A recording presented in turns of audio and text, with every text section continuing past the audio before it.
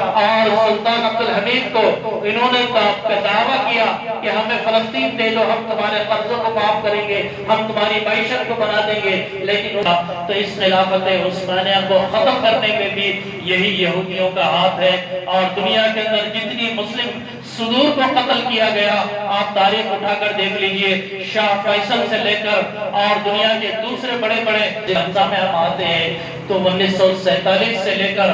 آج تک کتنے کے اگریمنٹ نہیں ہوئے، کتنے معاہدے نہیں ہوئے، کتنی دنیا کی بڑی بڑی طاقتوں نے اس کے اندر اپنے گواہی کی حیثیت سے اور نگرانکار کی حیثیت سے دستخط نہیں کی، لیکن اس کے باوجود ہر معاہدے کو انہوں نے اٹھا کر پھینک دیا، کچرے کی کنڈی میں ڈال دیا۔ اوسلو کا معاہدہ آپ اٹھا کر دیکھ لیجئے، کیمپ ڈیوڈ کا معاہدہ آپ اٹھا کر دیکھ لیجئے، اور ابھی 6 مہینے پہلے جنوری کے اندر معاہدہ ہوا تھا جنگ بندی کا، 1 ہفتے سے زیادہ نہیں چل سکا، 1 ہفتے کے اندر دوبارہ انہوں نے غزہ کا محاصرہ کیا اور اس کے اندر اپنی فوجوں کو داخل کیا۔ اب یہ جو معاہدہ ہوا ہے اس کے اندر بھی کوئی بڑی امید نہیں ہے کہ یہ اپنی معاہدے کی پاسداری کریں گے، یہ بہانے ڈھونڈیں گے اور کسی طرح ان معاہدوں کو توڑنے کی کوشش کریں گے۔ یہ وہ دنیا کی سب سے بڑی سچائی ہے جسے ہم اظہر من الشمس، سورج سے زیادہ روشن جسے ہم کہتے ہیں، وہ سچائی ہے کہ یہ دنیا کی سب سے غدار ترین قوم ہے جس نے جب اللہ سے معاہدوں کا کوئی پاس و لحاظ نہیں کیا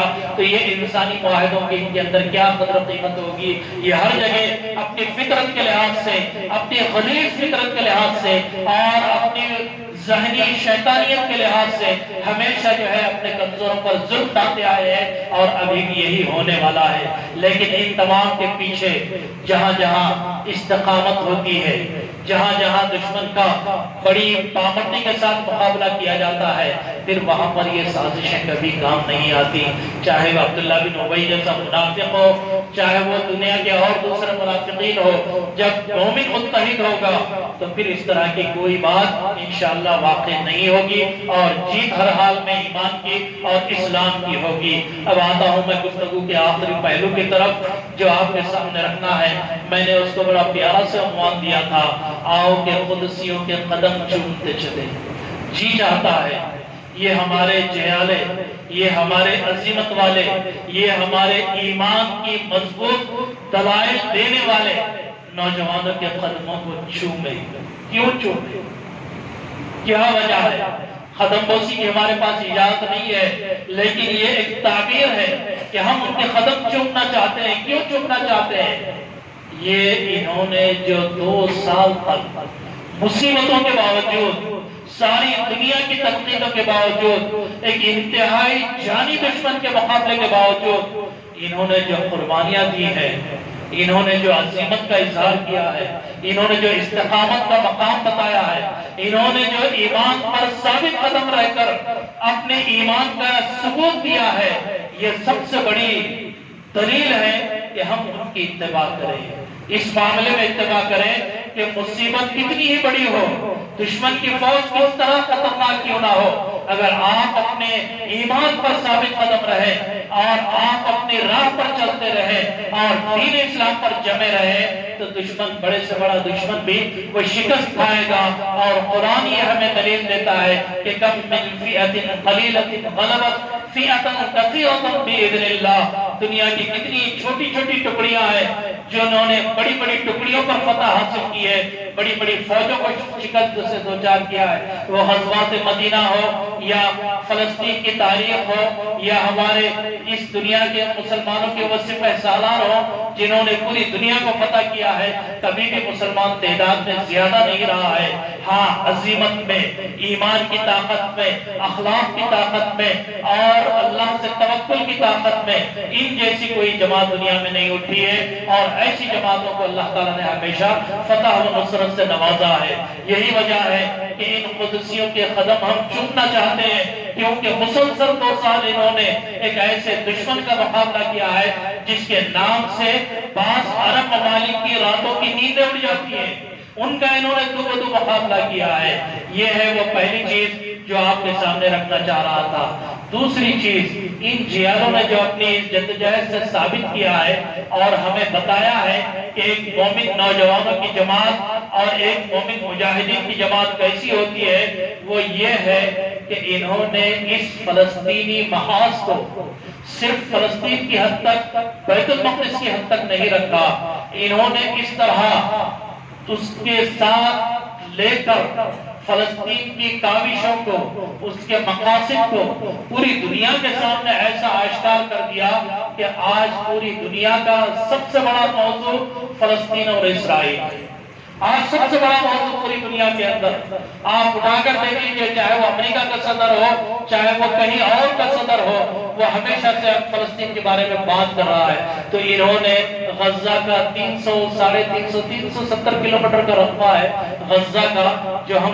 نقشے میں دیکھتے ہیں، یہ 370 کلومیٹر کا رقبہ انہوں نے پورے عالم پر اس کو چھا دیا ہے کہ ایک مسلمان جب کسی عظیمت کی راہ کو اختیار کرتا ہے تو پھر پوری دنیا اس کے بارے میں باتیں کرنے لگتی ہے، اور پوری دنیا کی نظریں اس پر ہوتی ہے کہ یہ لوگ کیسے جی رہے ہیں، کیا کر رہے ہیں، کس طرح لڑ رہے ہیں، کس طرح مجاہدہ کر رہے ہیں، کس طرح پیٹوں پر پتھر باندھے ہوئے ہیں، کس طرح معمولی وسائل سے دشمن کی سازشوں کو ناکام بنا رہے ہیں، اور اس طرح کی بہت ساری چیزوں کو انہوں نے ایک عالمی عنوان دے دیا، ایک عالمی رخ دے دیا۔ مسلمانوں کی جماعت کس طرح ہوتی ہے اور کیسے کام کرتی ہے، یہ پوری دنیا کو انہوں نے بتا دیا۔ اس لیے ہم چاہتے ہیں کہ ایسے قدسی نوجوانوں کے قدم کو چومتے چلے اور ان کی اتباع کرتے چلے کہ انہوں نے اس عالم کے اندر ایک جہاد کا بول بالا، اسلام کا بول بالا، ایمان کا بول بالا، عظیمت کا بول بالا، استقامت کا بول بالا انہوں نے پوری دنیا کو بتا دیا ہے۔ اور ایک تیسری وجہ بھی ہے جو اس سلسلے کی بہت اہم ہے، آپ کے سامنے میں رکھنا چاہتا ہوں۔ چند سال پہلوں تک ہمارے دلوں میں اللہ کے نبی صلی اللہ علیہ وسلم کا فرمان ہے کہ جس مومن کے دل میں جہاد کی تمنا، معصوم، یہی نہتے، یہی ٹوٹے پھوٹے اوزاروں والے، یہی برباد جسموں والے، یہی پیٹوں پہ پتھر باندھنے والے، انہی نوجوانوں نے آج پوری امت کے اندر اس جذبے کے اندر چنگاری پیدا کر دی، ایک طوفان دلوں کو پیدا کر دیا ہے کہ اگر آج موقع ہے تو یقیناً ہم بھی دامے درمے سخنے اس کے لیے تیار ہیں، اور اپنی جان اللہ کی راہ میں قربان کرنے والا اپنے آپ کو سب سے زیادہ افضل سمجھے گا۔ یہ اس طرح انہوں نے اس مقام کو جو سویا ہوا جذبہ تھا اس کو جلا کر آسمان کی بلندیوں پر لے کر چلا گیا ہے۔ اور یقین جانیے اردن کی سرحدیں، مصر کی سرحدیں،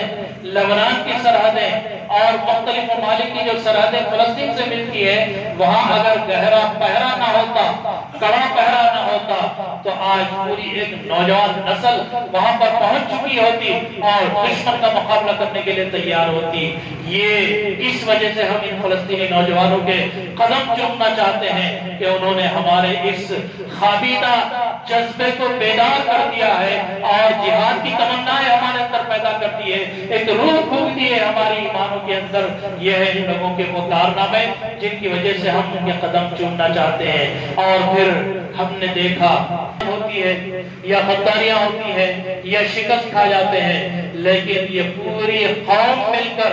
انہوں نے جو جذبے کے ساتھ اس کا مقابلہ کیا ہے، جو ان کا اتحاد ہے، جو ان کی مضبوطی ہے، جو ان کی قوت اور برادری ہے، وہ ایک ہاتھ کی طرح انہوں نے کام کیا ہے اور متحد ہو کر دشمن کا مقابلہ کیا ہے۔ کتنی ہجرتیں نہیں کی ہے، کتنے مرتبہ انہوں نے اپنے سامان کو نہیں ڈھویا ہے، کہیں گدھوں پر، کہیں بیل گاڑیوں پر، کہیں اپنی سائیکلوں پر، کہیں ٹوٹی پھوٹی کاروں پر یہ اپنے قافلے کے سامان کو ادھر سے ادھر، جنوب غزہ سے شمال غزہ، شمال غزہ سے جنوب غزہ، اور اس طرح کے مختلف شہروں میں یہ ہجرت کرتے رہے اسرائیلی فوج کے حکم کی وجہ سے۔ لیکن اس کے باوجود انہوں نے حماس کے پیٹ پیچھے کوئی ایسا کام نہیں کیا جس کی وجہ سے ان کو شکست کھانا پڑے۔ ہاں کچھ غدار ہر جگہ ہوتے ہیں، لیکن ان غداروں کا سینہ کچلا جا چکا ہے اور ان کو گرفتار کیا جا چکا ہے۔ آپ یقین مان سکتے ہیں کہ $50 بلین کا انعام تھا ایک اسرائیلی قیدی کا پتہ بتانے کے لیے۔ پورے 2 سال وہ قید کرا، 28 مہینے وہ قید کرا،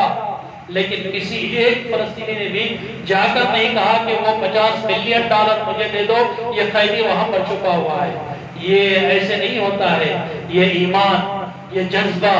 اور یہ مضبوط خدا کے ساتھ تعلق، اس کے بعد یہ کردار ابھر کر آتا ہے کہ دشمن فوج آپ کو لالچ دے رہی ہے کہ $50 ملین آپ کو دیے جائیں گے، آپ ذرا صرف اس کا پتہ بتا دیجئے، لیکن کوئی آگے بڑھ کے نہیں بتاتا ہے۔ یہ ان کے اتحاد، ان کے قوت کا مظاہرہ تھا جو ہمیں دیکھنے میں مل رہا ہے۔ اور پھر سب سے بڑی بات، پوری دنیا کے اندر امت مسلمہ کا مطلب ایک ذلت